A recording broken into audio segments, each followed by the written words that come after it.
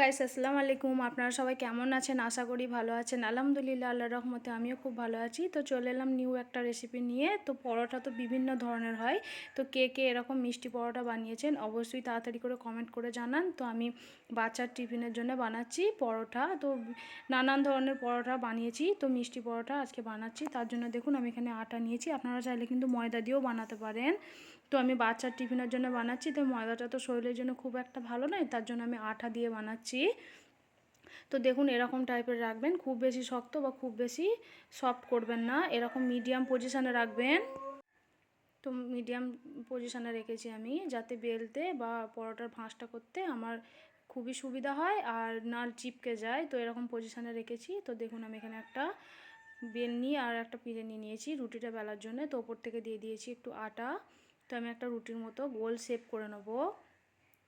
তো নানান ধরনের পরোটা বানাই। তো এই পরোটাটা বাচ্চা তো একই ধরনের জিনিস খেতে চায় না, বাচ্চাদের আলাদা আলাদা জিনিস পছন্দ হয়। তো রোজ আর ভেবে পাই না যে কি বানাবো। তো অনেক রকমের পরোটা বানিয়েছি। তো আজকে ঘরে মিষ্টি ছিল, তো মিষ্টি দিয়ে পরোটা তো খেতে পছন্দ করে না, তাই আমি আজকে বোকা বানানোর জন্য মিষ্টির পরোটা বানাচ্ছি। তো খেতে কিন্তু খুবই সুন্দর ছিল। আপনারা চাইলে কিন্তু এরকমভাবে বানিয়ে খেতে পারেন। আর আপনাদের বাচ্চা কেমন পরোটা খেতে পছন্দ করে সেটাও কমেন্ট করে জানাবেন। আর আপনারা কেমনভাবে পরোটা বানান সেটাও জানাবেন কমেন্ট করে। তো দেখুন আমার রুটিটা বেলা হয়ে গেছে। তো ভালো টেস্ট আসার জন্য আমি এখানে দিয়ে দিচ্ছি ঘি। আমি দেশি ঘি এখানে দিয়ে দিলাম, দিয়ে আমি মিষ্টিটাকে এরকমভাবে ভেঙে দিচ্ছি। আপনারা চাইলে কিন্তু এটা রসগোল্লা দিয়েও করতে পারেন। তো আমার বাচ্চা এই মিষ্টিটা খেতে বেশি পছন্দ করে। তো তার জন্য আমি এই মিষ্টিটা এরকমভাবে ভেঙে আমি ভালোভাবে এরকম একটু মিক্স করে দিচ্ছি, যাতে বেলতে আমার সুবিধা হয়। এক জায়গায় থাকলে কি জড়ো জড়ো হয়ে গেলে বেলাটা আমার ভালোভাবে বেলাটা হবে না, তার জন্য এরকমভাবে আমি একটু ছড়িয়ে দিচ্ছি।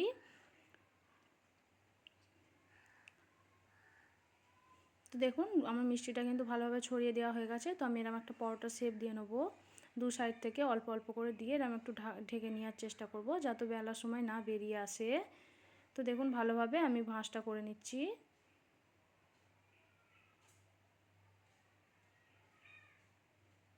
ভালোভাবে মুড়ে দিচ্ছি দু সাইডটা, যাতে না বেরিয়ে আসে। তো ওপর থেকে দিয়ে দিচ্ছি আটা। তো আটা দিয়ে আমি আলতো হাতে হালকা হালকা করে আমি বেলে নিয়ে একটা পরোটার শেপ দিয়ে নেবো।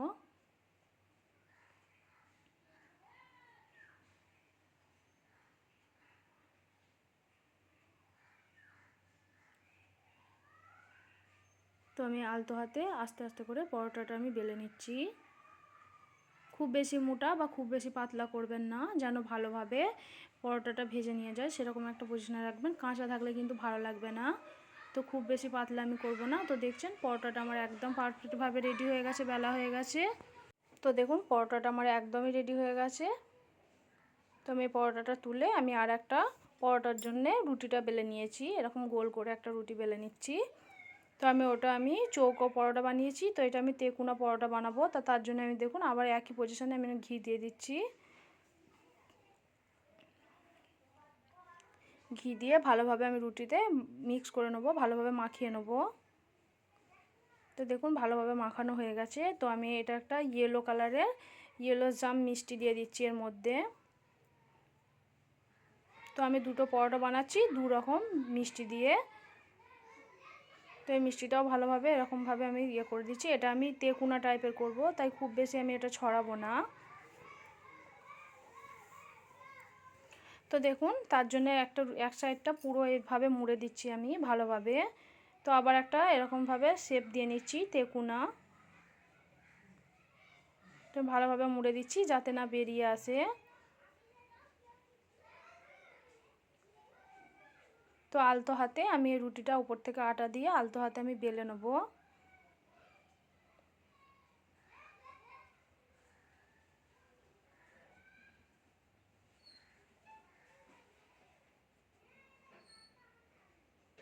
তো খুব বেশি মোটাও করব না, খুব বেশি পাতলাও করব না, মিডিয়াম পজিশানে আমি পরোটাটাকে বেলে নিচ্ছি।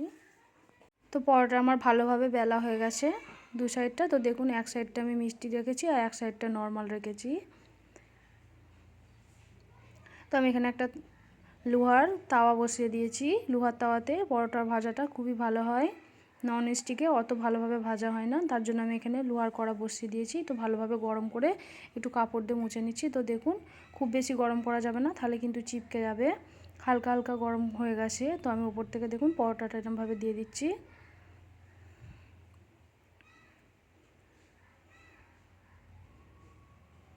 গ্যাসের ফ্লেমটা অবশ্যই লো রাখবেন। তো দেখুন মিষ্টি দেওয়ার ফলে খুবই তাড়াতাড়ি এটা জ্বলে যায়। তো দেখুন অনেকটাই লাল লাল হয়ে গেছে। তো আমি ওই পজিশানে এক পিঠটা উল্টে আমি ওপর সাইড থেকে দিয়ে দিচ্ছি সাদা তেল। আপনারা চাইলে কিন্তু ঘিও দিতে পারেন। তো যেহেতু আমি ঘিটা মাঝখানে দিয়েছি, তাই ওপর থেকে তেল দিয়ে আমি এরকম লাল লাল করে ভেজে নিচ্ছি পরোটাটা। দুই সাইডটা ভালোভাবে ভেজে নিচ্ছি। তো একটা পরোটা দেখুন আমার ভালোভাবে কিন্তু রেডি হয়ে গেছে। দ্বিতীয় পরোটা কিন্তু আমি একইভাবে ভেজে নেব। আবারও বলছি, গ্যাসের ফ্লেমটা অবশ্যই লো রাখার চেষ্টা করবেন।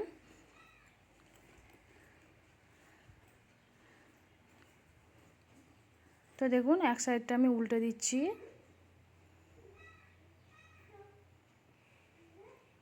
তো এক সাইডটা উল্টে দিয়ে তো আমি এবার সাইড থেকে দিয়ে দেবো সাদা তেল, আর একবার উল্টে দিই। তো দুদিকটাই দেখুন ভালোভাবে কিন্তু সেঁকে নেওয়া হয়ে গেছে। তো এবার আমি তেল দিয়ে দিচ্ছি সাইড থেকে।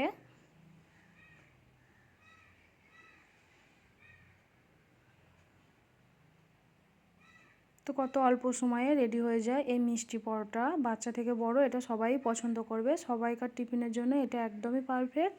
তো রেসিপিটা আপনাদের কেমন লেগেছে অবশ্যই কমেন্ট করবেন, আর কে কে এরকমভাবে মিষ্টি পরোটা বানিয়েছেন সেটাও কমেন্ট করে জানাতে একদমই ভুলবেন না।